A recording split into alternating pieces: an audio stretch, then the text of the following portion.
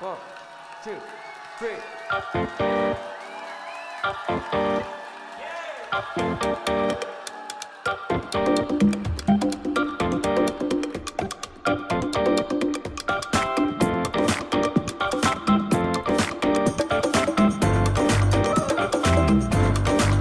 .525 live sessions.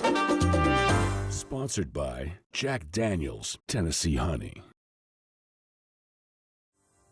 Καλησπέρα, είμαι ο Λάριγκας, Παναγιώτης Μελίδης, ο Λάριγκας, και είστε συντονισμένοι στον Ελευκό 87,7 και τα 525 live sessions 525 525. Νωρίτερα συζητάγαμε στο γραφείο για το. Σε άκουσα να λες τέλος πάντων ότι η Αμερική είναι άλλη φάση. Μας είπες μόλις τι φάση είναι. Κάτι άλλο που συγκράτησα από αυτά που είπες είναι ότι ενδιάμεσα δεν υπάρχει χώρος. Ή θα είσαι πολύ μεγάλο act, ή θα είσαι μικρό και θα χάνεσαι. Αυτό είναι πολύ πιο έντονο, πιστεύεις, στην Αμερική από ό,τι είναι στην Ευρώπη? Είναι πολύ πολύ πιο έντονο, και για την ακρίβεια, η αίσθηση που έχω είναι ότι ή είσαι άστεγος ή μπορεί να έχεις σπίτι, άρα μπορεί να έχεις όλα τα πράγματα. Για τα δεδομένα της Αμερικής είμαι σίγουρα άστεγος, και δεν το λέω για να το πω κορεδευτικά ότι υπάρχουν αυτοί που είναι άστεγοι και πραγματικά έχουν πραγματικό πρόβλημα και είναι αστείο να το λέμε. Αλλά ειλικρινά, αν ήμουν στην Αμερική τώρα θα ήμουν άστεγος. Δεν θα μπορούσα να υποστηρίξω την κατάσταση με τον ίδιο τρόπο που υποστηρίζεται στην Ευρώπη, έστω και με έναν μικρό τρόπο.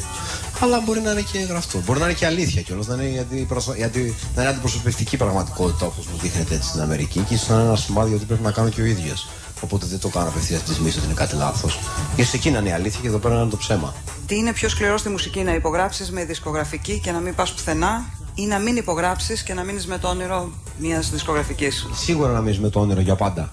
Καλύτερα. Είναι καλύτερα να έχεις προσδοκίες και να πιστεύεις ότι κάτι θα γίνει καλό, γιατί τουλάχιστον θα πέτυχε ύπνο χαρούμενος. Γιατί σε οποιαδήποτε άλλη περίπτωση η πραγματικότητα μόνο σε διαψεύδει, και με τα τεράστια χαμένα της πόδια τα βάζεις μέσα στο στόμα και πρέπει να κοιμηθείς μαζί σου κάθε βράδυ. Και κάτι ακόμα που είπες. Αν είσαι στην Ελλάδα και είσαι μουσικός, είσαι ευτυχισμένος.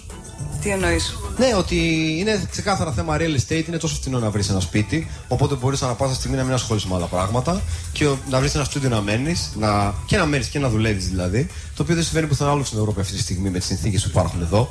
Είναι όλα παράδεκτα και είναι όλα χάλια και είναι εμετικά υπό άλλες συνθήκες όπως έχουν γίνει. Αλλά σίγουρα αν είσαι μουσικός, είσαι καλλιτέχνης, δεν πιστεύω ότι υπάρχουν άλλες συνθήκες στην Ευρώπη αυτή τη στιγμή. Αλλιώς μπορεί να είσαι στο Παρίσι και με τέτοια λεφτά να μένεις σε ένα μπάνιο, ας πούμε, κάτι τέτοιο.